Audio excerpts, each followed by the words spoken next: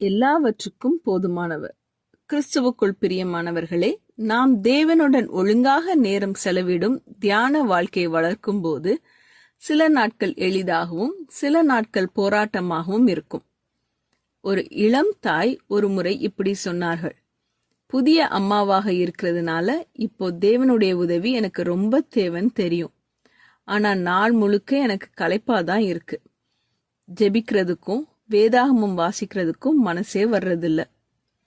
ஒருமுறை இப்படிப்பட்ட சூழ்நிலையில் இருந்த ஒரு தாயுடன் சகோதரி நான்சி பேசினார்களாம்.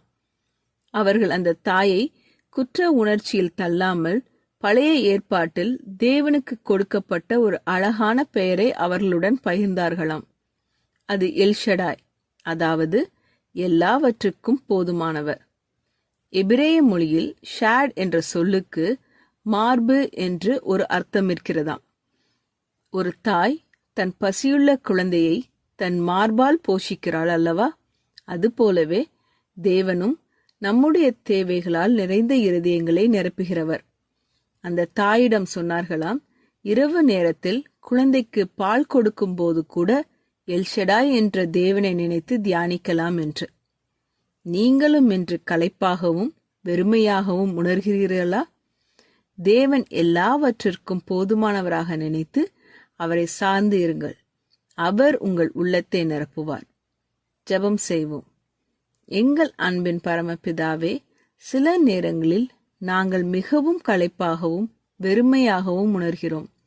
ஜெபிக்கவும் உமது வார்த்தையை வாசிக்கவும் மனமின்றி இருக்கிறோம்.